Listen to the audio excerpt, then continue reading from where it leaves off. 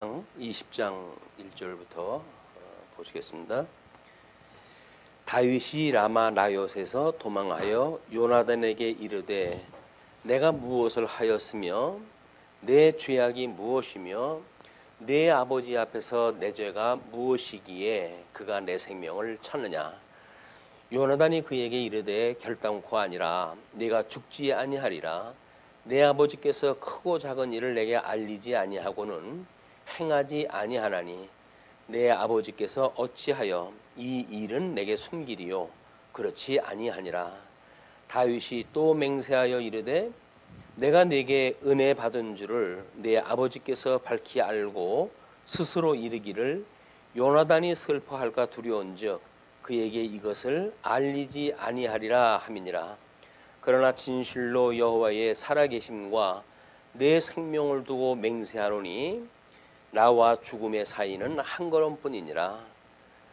일단 3절까지 봤습니다. 지금 16장에서 30장까지 왕직임에 대한 질서에 대한 이야기고요.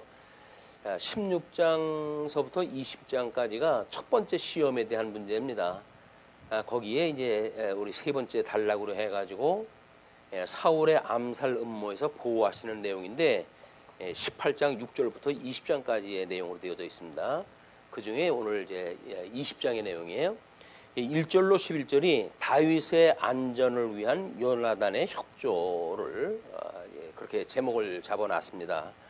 지금 다윗과 요나단의 언약이 다윗이 지금 사울 앞에서 도망을 갖다 해가지고 요나단에 이르게 되어졌는데 요나단한테 따지듯이 이렇게 물어봅니다. 내가 무엇을 하였으며 내 죄악이 무엇이며 내 아버지 앞에서 내 죄가 무엇이기에 그가 내 생명을 찾느냐. 요나단과 다윗은 친구 사이죠. 그래서 고난을 함께하는 그런 친구인데 지금 그 사경에서 헤어나가지고 그 요나단을 만나가지고 다윗이 그런 거 다윗 앞에 지금 사울 앞에 자기가 죽음을 피해 다니는 걸 갖다 이제 그렇게 따지듯이 물으니까 요나단이 그에게 대답하기를 결코 그런 일이 없다. 내가 죽지 않는다. 왜냐하면 내 아버지께는 크고 작은 일을 내게 알리지 아니하고는 한 일이 없다. 그런데 나한테 그렇게 이야기한 바가 없는 걸로 보아서는 너를 죽이지 않는다. 뭐 이렇게 이야기를 했다 했거든요. 그래서 다윗이 이제 은혜 받은 줄을 내가 너한테 은혜 받은 줄을 내 아버지께서 밝히 알고 스스로 이르기를 요나단이 슬퍼할까 두려운즉 그에게 이것을 알리지 아니하리라 함이니라. 지금 이 사실은 어떤 정보를 통해 가지고 들었는지 모르겠어요. 그러나 일단 요나단이 모르고 있는 내용입니다. 요나단이 슬퍼할까봐 네 아버지가 이야기를 하지 않은 것이다 이렇게 이야기를 해요. 그러나 진실로 여호와의 살아계심과 내 생명을 두고 맹세하노니 나와 죽음의 사이는 한 걸음뿐이다. 우리 이 죽음의 이 생사의 경계에 있다고 하는 그 이야기는 절박한 그런 그 지금 입장을 이야기를 하고 있는 거죠. 이것은 어떻게 보게 되면 수많은 하나님의 그 일꾼들이 생사의 그런 그 지경에서 하나님의 도우심을 맛보기도 하고 그리고 더욱 이제 그 생명을 바쳐가지고 하나님 앞에 충성하게 되어지는 그런 그 일이 이런 어려움이 없이는 그걸 확인할 방법이 없어요. 좋은 날 우리가 사람들을 만난다는 이야기는 좋으니까 막 그런 그 일에 방해받을 일이 없고 우리는 자연스럽게 그런 관계가 유지가 됩니다. 그러나 어떤 이해관계가 있고 막 이렇게 했을 때에는 생사의 관계가 남의 일이 아닌 거예요. 그래서 다른 사람하고의 관계에 있어서는 아까 쉬는 시간에 그 작가가 무슨 맘을 먹고 그 밀양이라고 하는 그런 그 이야기를 썼겠느냐 뭐 이런 이제 이야기를 하고 그랬어요. 근데 작자의 입장에서는 그런 거 아니겠어요? 예수 믿는 사람들이 얼마나 싸우려고 공으로 해가지고 뭐 나는 구원받았네 해가지고 다른 사람의 죄에 대해서 전혀 이제 개의치 아니하고 이렇게 신앙생활 하는 걸 고발했던 것 같아요. 근데 한쪽으로 보게 되면 교회 생활을 해가지고 그래 내가 용서를 하고 살아야지 라고는 마음을 가지고 찾아갔던 사람도 사실은 거기서 거긴 것 같아.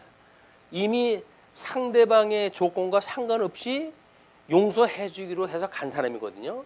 상대방이 하나님 앞에 내가 용서를 받았다라고 하는 말을 듣든지 안 듣든지 그와 상관없이 자기는 그런 마음으로 갔을 거 아닙니까?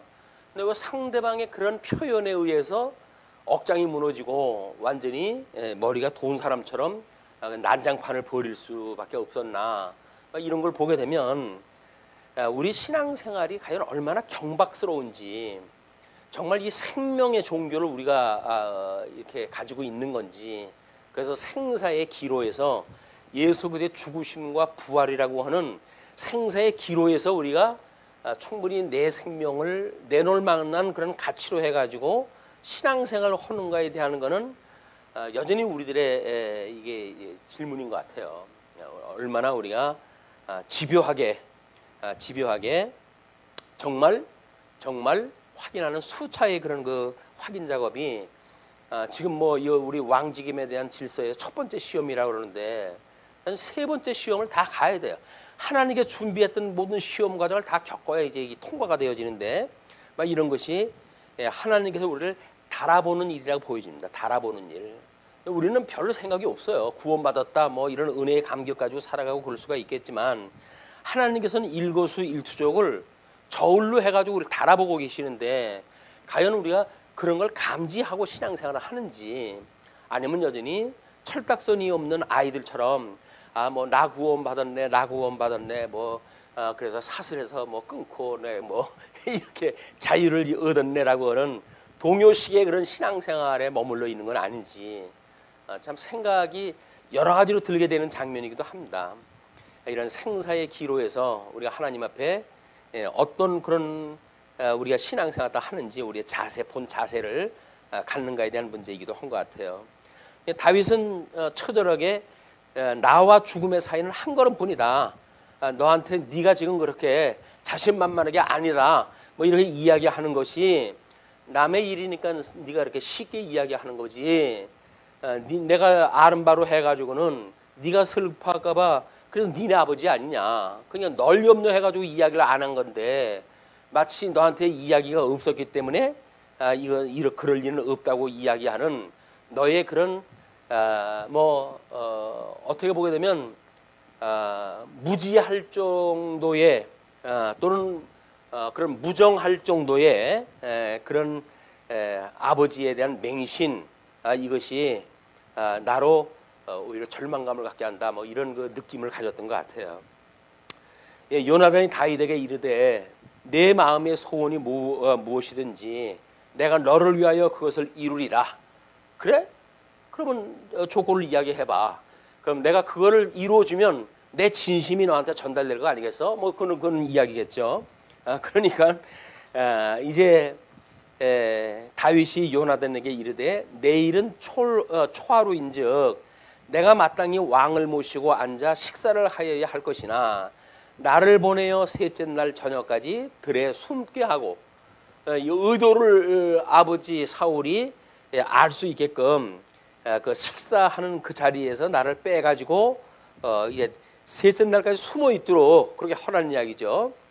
그래서 내 아버지께서 만일 나에 대하여 자세히 묻거든 그때에 너는 말하기를 다윗이 자기 성읍 베들레헴으로 급히 가기를 내게 허락하라 간척하였사오니 이는 온 가족을 위하여 거기서 매년제를 드릴 때가 되미니이다 하라. 명분 구실을 갖다 이야기 갖다 해주면서 사흘 동안 자기 피해 있겠다는 거예요. 그의 말이 좋다 하면 내 종이 평화하려니와 그가 만일 노하면 나를 해하려고 결심한 줄을 알지니 네가 모르고 있는 속셈을 네 아버지가 드러낼 거다. 그런 그 이야기예요. 다윗도 우리 시편에서 보게 되면 사망의 음침한 골짜기를 다닐지라도 해를 들어오지 아니한다는 이런 목가풍적인 막연한 믿음을 가지고 있는 것 같은데 치밀합니다. 생사의 그런 그 기로에서 치밀하게 계산이 이제 오고 가고 그래요. 우리가 어떤 신앙생활의 구체성이 떨어진다는 이야기는 나름대로 그냥 구원 받았다 뭐 이런 그 이야기인 것 같아요. 근데 정말 구원을 받았어? 네가 하나님이 너를 지금 이 저울로 재어보고 있는데 네가 회개할 거리나 하나님 앞에 너를 뭐 성찰할 거나 이런 거 아무 생각 없이 주님께서 나 죄를 위해서 용서함을 받았으니까 나는 용서를 받은 거야 라고 하는 걸로 해가지고 퉁치고 나갈 거야? 라고 하는 질문인 것 같아요. 우리 신앙생활이. 그래서 신앙생활이 너무 좀 싸구려 복음으로 전락이 되어져 가지고 그래서 소중한 걸 모릅니다. 우리가 신앙생활의 소중함을 몰라요. 그렇기 때문에 뭐 감사나 기쁨이 없는 거는 당연하고 우리가 신앙생활 때 해갈 때 어떤 대인관계라든지 거기에서 오게 되어지는 여러 가지 측면들이 물론 뭐 우리들한테 뭐 어떤 이해관계로 의해 가지고 이렇게 저렇게 해석이 가능하겠죠. 근데 그런 것이 하나님이 우리 이런 그 영혼을 걸음 한 걸음 사이에 두시고 어떤 사활에 걸린 그런 생명이라고 한다면 우리들의 마음가짐은 과연 어떻게 하는 것이 옳을 것인지 뭐 이런 걸 생각할 수 있는 좋은 그런 그 기회가 아닌가 이런 생각이 들어요. 그러니까 그렇게 이제 그가 만일 노하게 한다면 나를 해하려고 결심한 줄 알지니 그런즉 바라건대 내 종에게 인자하게 행하라.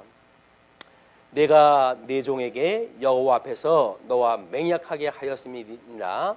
그러니까 이제 뭐 우리 그 아주 뭐 꼬박꼬박 요나단한테 종이라고 자기를 자처로 하면서 하는 이야기예요. 그러나 내게 죄악이 있으면 내가 친히 나를 죽이라. 나를 내 아버지에게로 데려갈 이유가 무엇이냐 하니라. 뭐 이제 이 정도면 이제 어떤 그 결판을 지을 그런 그 때인 것 같아요. 우정의 진실 이걸 확인하다 하고 그렇게 해서 정말 네 아버지의 그런 위기로부터 네가 나를 구해 줄 건지 아니면 혈족 관계라고 하는 그것 때문에 그냥 아무런 그런 사전 정보 없이 평안한 말로 나를 위로하려고 하는지 그 진위를 내가 알고 싶다 이제 그런 그 이야기인 것 같습니다. 요나단이 이르되 이 일이 결코 내게 일어나지 아니하리라. 내 아버지께서 너를 해치려 확실히 결심한 줄 알면 내가 내게 와서 그것을 내게 이르지 아니하겠느냐 하니 요나단은 요나단대로 참 답답할 거예요. 아니 우리가 그렇게 맹약을 갖다 했고 친구로 우리가 이렇게 관계를 맺고 살아가는데 어떻게 지금 네 생명이 그 사활의 생사의 한 걸음 사이에 있다고 해가지고 나를 믿지 못한다고 하는 그 이야기는 우리 요나단 입장에서 봤을 적에는 또 나름대로 서운하고 답답할 수가 있겠죠. 그러니까 다윗이 요나단에게 이르되 내 아버지께서 혹 엄하게 내게 대답하면 누가 그것을 내게 알리겠느냐 하더라. 다윗은 여전히 자기의 생존에 대한 문제에 관심을 가지고 있어요. 요나단의 입장이라든지 그런 거는 별로 그렇게 염두에 두는 것 같지는 않습니다. 요나단이 다윗에게 이르되 오라 우리가 들러 가자 하고 두 사람이 들러 가니라. 방책을 알려주려고 지금 이제 함께 동행을 하게 되어진 겁니다. 다윗은 다윗대로 요나단을 뭐 친구로 이해를 갖다 했다고 한다면 신뢰를 갖다 했어야 될 터인데 일단 종이라고 자처하고 친구임에도 불구하고 자기를 종이라고 낮춰줄 때 이미 다윗의 속셈은 너하고 나하고는 주종관계고 네가 죽을 맘만 먹으면 나는 언제든지 나를 죽일 수 있는 사람이기 때문에 말이 친구지 친구는 아닌 것 같다. 이런 생각을 가지고 있었던 것 같아요. 이게 이제 우리들의 어떤 가지고 있는 뭐 사회적인 그런 그 입장 뭐 이런 여러 가지로 따져봤을 때 그렇게 교중에 와가지고 뭐 장로님이 우리 뭐 언젠가 그 권면할 때도 그런 예를 갖다 드셨는데 장로의 두 분이 다 추천을 이제 했는데 오히려 상전이 떨어지고 종이 됐다는 거 아닙니까? 장로의 이제 이 추천이.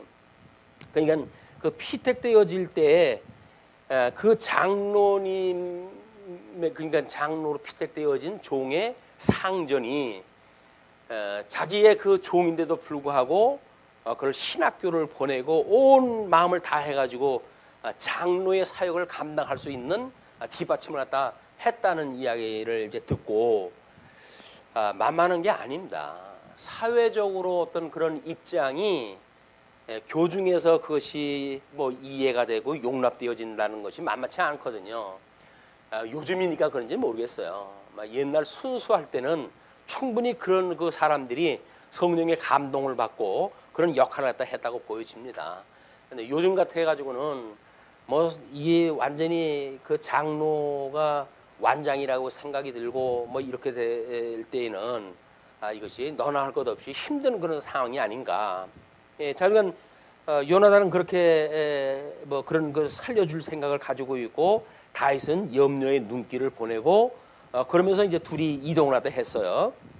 자, 근데 12절로부터 23절까지 다윗과 요나단의 약속이 이제 이루어집니다.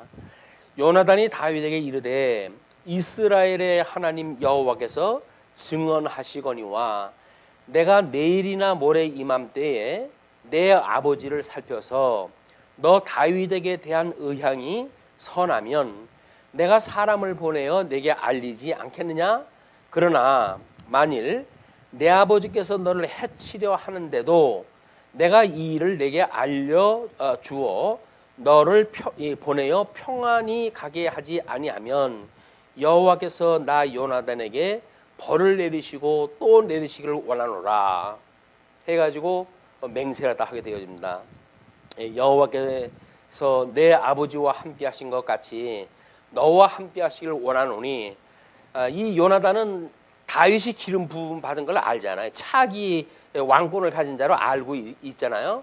그러니까 그렇게 됐을 때 너희가 나를 이제 그렇게 친구로 대해달라고 하는 조건 아예 지금 이 일이 진행되어지고 있으니까 너는 내가 사는 날 동안에 여호와의 인자심을 내게 베풀어서 나를 죽지 않게 할 뿐 아니라 여호와께서 너 다윗의 대적들을 지면에서 다 끊어버리신 때에도 너는 내 인자함을 내 집에서 영원히 끊어버리지 말라 하고, 개인의 거취뿐만 아니라 사울의 일가의 왕족 아닙니까? 그래도 왕족인데 그것도 내가 좀 보장을 갖다 해다오, 이런 그 요청을 갖다 해요.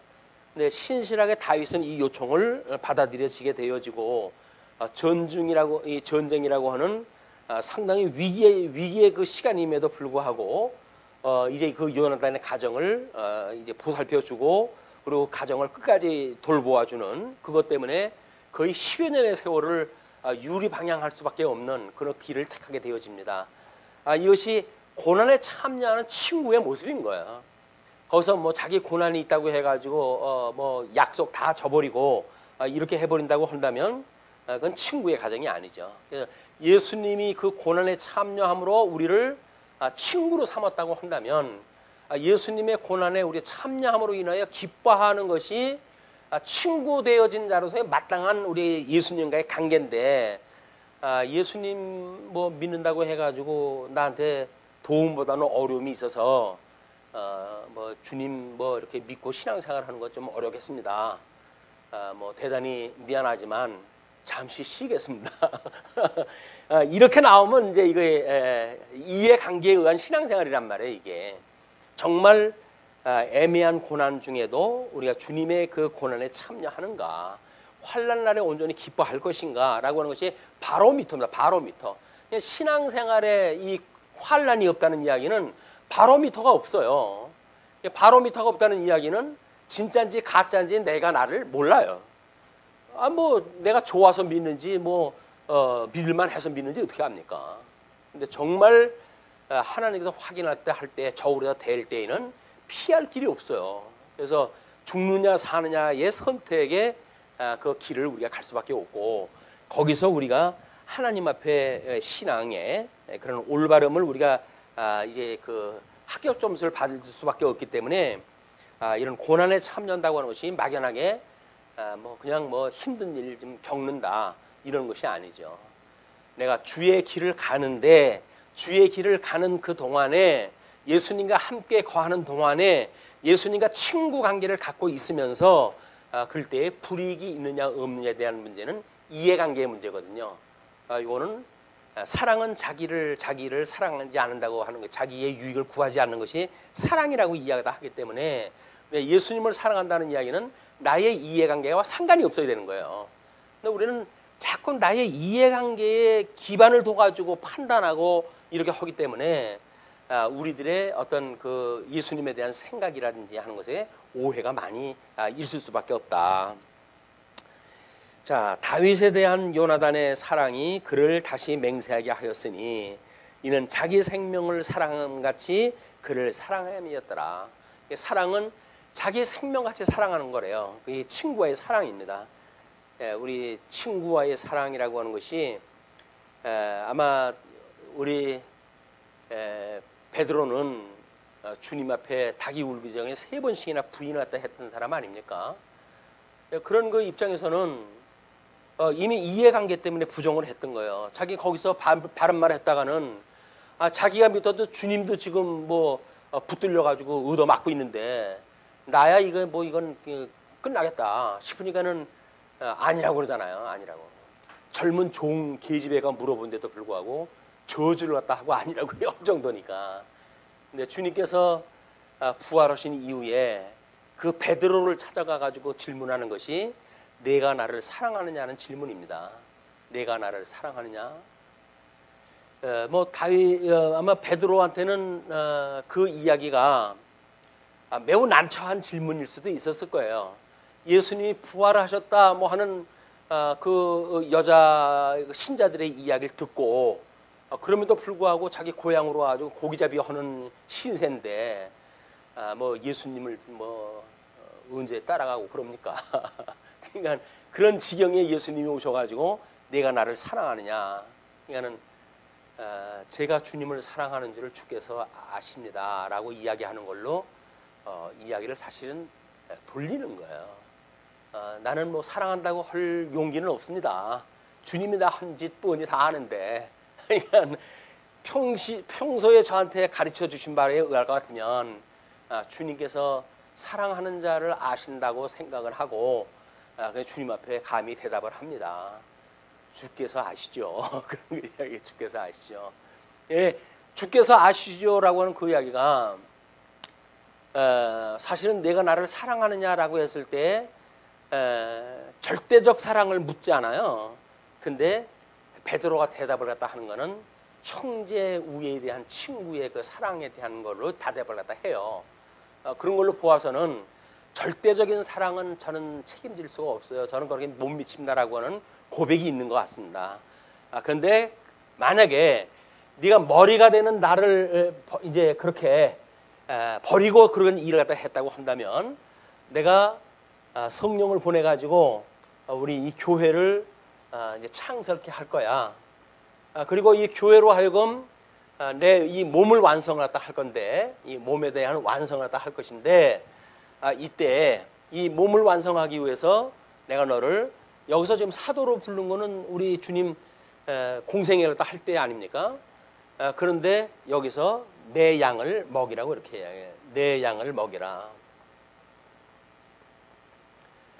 이제 이걸 우리가 목양이라고 이렇게 이야기를 했어요. 목양, 양을 먹이는 것, 또 이제 치양으로 해가지고 양을 치는 것, 뭐 다 그 목자가 해야 되는 일이지만 먹이는 일을 중심으로 하는가, 아니면 그 길러내는 일을 또 포커스를 맞추는가에 대한 이것이 예수님이 은사를 주어가지고 성령을 보내주셔서 은사를 주어가지고 가르치는 은사와 치는 은사, 이거 이제 권징이라고 하는 걸로 해서 교회에 우리 천국 열쇠가 되어지는 그것이 땅에서 매면 하늘에서도 매이고 땅에서 풀면 하늘에서 풀린다고 하는 그 열쇠 아닙니까? 천국 열쇠.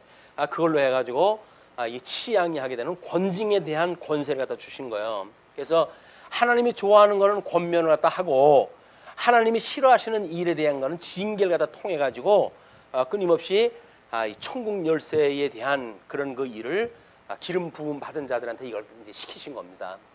그러니까 주님의 교회의 그 양을 먹이고 침으로 해가지고 그렇다고 한다면 지금 나를 직접적으로 너는 내가 십자가에 못 박힐 때 또는 거기서 재판을 받을 때 너는 나를 피했어. 그런데 네가 지금 사랑하는 줄 안다고 그렇게 이야기를 하니 그러면 내 양을 먹이고 쳐서 전장 네가 나를 사랑한 거를 증표로 보여라. 이제 그런 그 이야기죠. 그러니까 우리가 받은 은사를 실현한다고 하는 그 이야기는 주님을 사랑한다고 하는 고백이에요.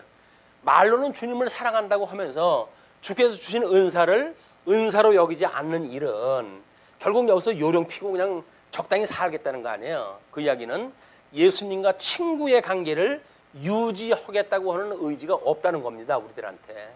우리가 고난을 당할지언정 예수와 친구 관계를 유지한다는 이야기는 우리 예수님의 어린 양, 그 어린 양들한테 피차 가르치고 그리고 권면하고 그들을 위해서 기도하고 하는 일들이 지속적으로 되어지는 거예요.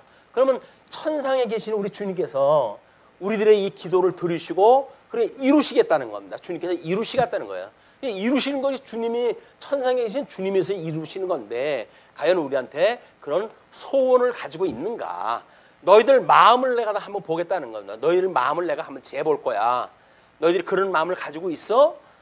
그렇다고 한다면 내가 천상에 이룰 거야. 그렇다고 한다면 그 마음대로 소원을 주신 분께서 이걸 이루었다고 하는 걸 너희들이 믿게 되어질 것이고 만약에 소원이 없고 그냥 뭐 입 바른 소리로 이게 한다든지 하게 되면 천상에 이루올 때 너희들은 소원이 없기 때문에 내가 이루었는지 아닌지 알지도 못해. 이런 방법으로 확인을 갖다 시켜가시는 방법이거든요. 우리 주님의 몸된 교회 생활은 실질적으로 이렇게 부대끼면서 사는 것이 주님의 몸된 교회의 생활이에요. 성도들의 생활. 여기서 조문 뭐 삼키고 쓰문 뱉고 이런 식으로 이야기해가지고는 이 친교 관계가 이루어질 수가 없는 겁니다. 우리 성령께서 나오는 성도들의 친교, 이게 결국은 우리 주님께서 주신 사랑에 대한 이제 그 표현으로 이 사랑이 점점 어떠한 것이 실체를 우리가 깨달아가는 일인데, 그러니까 주님의 몸된 교회의 성도를 사랑한다는 것, 우리 주님이 우리를 사랑한 것 같이 너희들도 피자 사랑하라고 하는 그 사랑의 원리는 철저하게 주님께서 당신의 몸을 죽는 데까지 보내셨다는 거예요. 그럴 때 주님께서 우리를 이렇게 다시 살게 하셔가지고 우리로 하여금 죽으심과 부활, 비하의 신분과 승기의 신분을 통해 가지고 예수를 믿는 믿음으로 우리를 이걸 믿게 해가시는 분이 있기 때문에 교회 생활에서는 끊임없이 이게 확인 작업이 필요한 거예요. 조금만 문제 있으면 도망가 버리고 피해가고 그럼 언제 공부하나? 공부할 시간이 없어요. 뭐 문제가 만들어지면 도망가면 되지. 굳이 내가 뭐 바보야. 내가 거기서 그걸 왜 견디고 있어야 돼? 라고 이야기를 하는데 똑똑해서 좋겠소.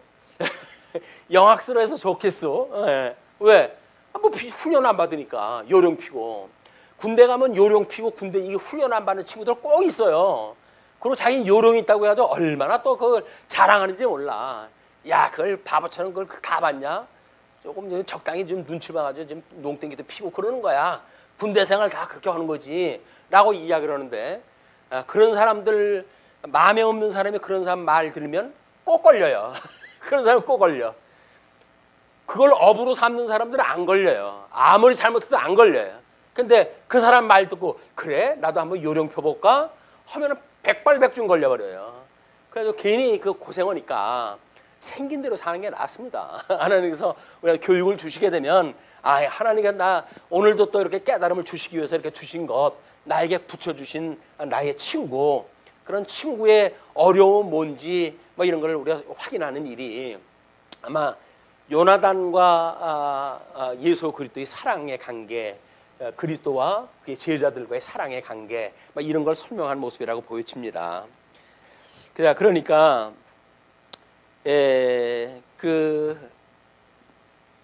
이에 요나단이 다윗의 집과 언약하기를 여호와께서는 다윗의 대적들을 치실지어다 하니라. 무서운 그 소원을 이야기를 합니다. 다윗의 집과 언약하기를 여호와께서는 다윗의 대적들을 치실지어다. 그 대적에는 자기 아버지가 포함되어져 있고 자기 가족이 포함되어져 있을 수가 있어요. 그러나 만약에 기름 부음 받은 자인데 그를 대적한다고 하면 하나님의 대적이고, 그렇다고 한다면 그 대적들은 하나님께 치시기를 바랍니다 라고 하는 정말 객관적인 입장에서, 이 객관적이라는 게 얼마나 싸가지 없는 일인지 모릅니다. 자기 집안 식구들한테는 영 밥맛인 거예요 이게. 그래도 자기 편을 들고 그래야 되는데 뭐 객관적으로 해가지고 주님의 뜻이면 뭐 이렇게 해가지고 객관적 이야기를 하게 되면 이 네 편인지 내 편인지 이 분별이 안 되니까. 근데 사실은 주님의 뜻대로 되어지는 게 하나님 믿는 사람들의 일이지, 혈족 관계에 매여져 가지고 혈육 관계의 어떤 이해관계에 의해 가지고 그런 것들을 우리가 그냥 용납한다는 이야기는 믿음 생활을 제대로 안 하고 있다는 이야기예요. 우리 예수님이 누가 내 형제요 내 어머니냐라고 이야기했을 때 어떻게 그렇게 싸가지 없는 말을 할 수가 있습니까? 라고 말하는 사람들은 다 똑같은 이야기예요. 그게 이게 부모님한테 그럴 수가 있느냐 그 얘기 아닙니까? 근데 실체적인 게 뭔지를 이야기를 하는 건데, 예수님이 십자가에 돌아가실 때 당신의 어머니에 대해서 뭐라고 그럽니까? 요한한테 이야기를 하잖아요. 당부하잖아요. 내 어머니다 이제는. 그런 그 어떤 친모 관계라든지 그런 걸 무시하는 사람이 아니에요. 물론 그때는 예수님을 믿고 예수님의 죽으심에도 동참을 했다 하고 막 그렇게 따라다녔던 교육을 받았던 이후이기 때문에 마리아가 이미 이런 주님의 몸된 교회의 이론이 된 후지요. 그렇기 때문에 그런 반응이 나타났지만, 그렇지가 않다고 한다면 뭐 누가 내 어머니고 누이고 형제냐 이렇게 이야기할 거 아닙니까? 이게 상당히 어려운 일이지만 그 벽을 넘어서는 것, 그것이 우리가 내재적 초월이라고 하는 개념입니다. 내재에 얽혀 매이게 되면 혈육 관계를 뛰어넘을 수가 없어요. 그걸 뛰어넘어야 우리는 정말 영적인 가족을 만나게 되어진다. 다윗에 대한 요나단의 사랑이 그를 다시 맹세하게 하였으니 이는 자기 생명을 사랑한 것 같이 그를 사랑함이었더라. 요나단이 다윗에게 이르되 내일은 초하루인즉 내 자리가 빔으로 내가 없음을 자세히 물으실 것이라. 너는 사흘 동안 있다가 빨리 내려가서 그 일이 있던 날에 숨었던 곳에 이르러 에셀 바위 곁에 있으라.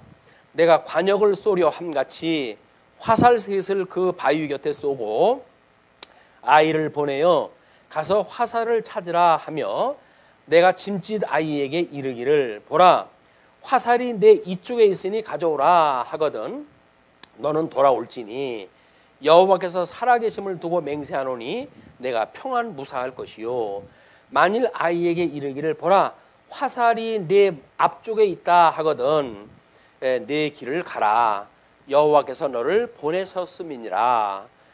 너와 내가 말한 일에 대하여는 여호와께서 너와 나 사이에 영원토록 계시느니라. 비밀 암호를 짠 거예요. 그래서 이제 그 바위 곁에 숨어 있어가지고 여기서 아이를 갖다 보내가지고 이쪽에 있다라고 이야기를 하면은 염려 말고 오고 만약에 네 가는 길 뒤에 앞에 있다라고 이야기를 하게 되면 네가 갈 길을 갖다 가라. 이제 그런 암호를 갖다 짠 거예요. 다윗이 들에 숨으니라. 초하루가 되매 왕이 앉아 음식을 먹을 때에 왕은 평시와 같이 벽 곁 자기 자리에 앉아 있고 그 창꽂이 있고 그랬던 자리예요. 요나단은 서 있고 아브넬은 사울 곁에 앉아 있고 다윗의 자리는 비었더라.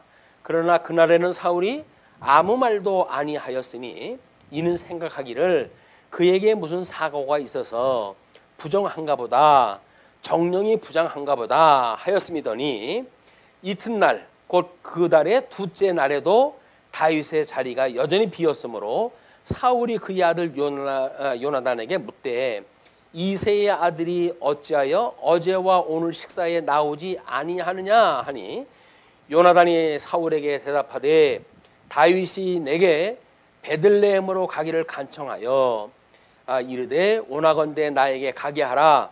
우리 가족이 그 성읍에서 제사할 일이 있으므로 나의 형이 내게 오기를 명령하였으니 내가 내게 사랑을 받거든 내가 가서 내 형들을 보게 하라 하였으므로 내가 왕의 식사 자리에 오지 아니하였나이다 하니 그 자초지종을 이야기를 했어요. 둘이서 짠 거대로 이야기를 했어요. 그러니까 사울이 요나단에게 화를 내며 그에게 이르되 패영무도한 계집의 소생아, 내가 이새의 아들을 택한 것이 내 수치와 내 어미의 벌거벗은 수치됨을 내가 어찌 알지 못하랴. 저주를 하다 부으면서 이새의 아들이 땅에 사는 동안은 너와 내 나라가 든든히 서지 못하리라. 그런즉 이제 사람을 보내어 그를 내게로 끌어오라. 그는 죽어야 할 자이니라 한지라. 요나단이 그의 아버지 사울에게 대답하여 이르되 그가 죽을 일이 무엇이니까 무엇을 행하였나이까. 변명을 갖다 해요. 이건 목숨 걸고 하는 겁니다. 사울이 요나단에게 단창을 던져 죽이려 한지라. 요나단이 그의 아버지가 다윗을 죽이기로 결심한 줄 알고 자기 아들을 죽이려고 하는 판인데 뭐 이거는 이게 다윗을 만나면 이건 뭐 필시 죽이겠구나라고 이제 한 걸 안 거지요. 그냥 심히 노하여 식탁에서 떠나고 그 달의 둘째 날에는 먹지 아니하였으니 이는 그의 아버지가 다윗을 욕되게 하였으므로 다윗을 위하여 슬퍼함이었더라. 그래서 다윗과의 그 우정을 사모하는 그런 그 시간을 갖고 35절서부터 이제 그 다윗과 요나단의 작별이 있게 되어집니다. 아침에 요나단이 작은 아이를 데리고 다윗과 정한 시간에 들러 나가서 아이에게 이르되 달려가서 내가 쏘는 화살을 찾으라 하고 아이가 달려갈 때에 요나단이 화살을 그의 위로 지나치게 쏘니라. 아이가 요나단이 쏜 화살 있는 곳에 이를 즈음에 요나단이 아이 뒤에서 외쳐 이르되 화살이 내 앞쪽에 있지 아니하냐 하고 요나단이 아이 뒤에서 또 외치되 지체 말고 빨리 다람질하라 하매 요나단의 아이가 화살을 주워 가지고 주인에게로 돌아왔으나 그 아이는 아무것도 알지 못하고 요나단과 다윗만 그 일을 알았더라. 이 암호를 짠 걸 갖다 알았으니까 요나단이 그의 무기를 아이에게 주며 이르되 이것을 가지고 성읍으로 가라 하니 아이가 가매 다윗이 곧 바위 남쪽에서 일어나서 땅에 엎드려 3번 절한 후에 서로 입 맞추고 같이 울되 다윗이 더욱 심하더니. 다윗이 어떻게 보면 미안하죠. 요나단에게 그 뭐 오해했던 것, 뭐 의심했던 것, 뭐 이런 것도 있고 또 자기 아버지한테 그런 그 가족을 오히려 뒤로 하고 다윗을 위해 가지고 지금 일을 갖다 했던 이런 모든 일들이 이미 혈육 관계에서 자기가 요나단에 해줬던 거에 비교가 안 되는 거예요. 그러니까 더 이제 다윗이 더욱 심하더라. 그래서 우리 이제 이 장로들의 울음을 보게 되면 에베소 교인들이 이제 그 사울이 우리 바울이 전도 여행 3차 전도 여행을 끝나고 예루살렘으로 갈 때에 이 장로들을 청해 가지고 거기서 인사를 하잖아요. 이때 그 에베소 교인들이 가지 마라. 가면 당연히 죽는다. 그런데 우리 그 바울은 죽기를 각오하고 이 길을 가는 거 아닙니까 지금? 근데 그때 이게 목을 어긋맞고 우는 그런 장면이 소개가 되잖아요. 이게 친구 관계예요, 친구 관계. 죽음을 불사하고 가야 되는 바울과 그걸 보내면 죽는 걸 뻔히 알면서 보내는 그런 그 친구들과의 관계. 그들이 이 바울에게 비록 공부가 되어진 장로들이지만 그런 그 친구의 관계를 우리가 볼 수가 있습니다. 그래서 요나단과 다윗만 그 일을 알았더라. 그래서 요나단이 42절 요나단이 다윗에게 이르되 평안히 가라. 우리 두 사람이 여호와의 이름으로 맹세하여 이르기를 여호와께서 영원히 나와 너 사이에 계시고 내 자손과 내 자손 사이에 계시리라 하였느니라 하니 다윗은 일어나 떠나고 요나단은 성읍으로 돌아가니라. 이렇게 해가지고 사랑의 두 친구가 지금 이제 그 안전을 위해 가지고 결별이 되어지는 그런 그 모습이 소개가 되어집니다. 뭐 이제 사후에 잠시 만나는 그런 그 일이 있게 되지만 결국 사울과는 멸망하게 되어지고 그때 다윗은 흥해 가지고 사울 왕가를 돌보하게 되는 그런 그 약속을 지키는 모습을 우리가 보게 되어집니다. 우리들이 어떤 이해관계 때문에 우리 가족을 버렸다고 한다면 주님께서 우리를 이제 그건 신령한 하나님 나라에서 배나 상급을 주실 걸로 믿고 혈과 육의 매이는 그런 신앙생활이 아니라 우리 신령한 관계, 영적 관계를 생각하는 이런 주님의 몸된 교회의 성도, 진정한 성도가 무엇인지 이런 걸 우리가 생각하는 한 주간이 됐으면 좋겠습니다. 오늘 말씀 줄이죠. 기도하시겠습니다.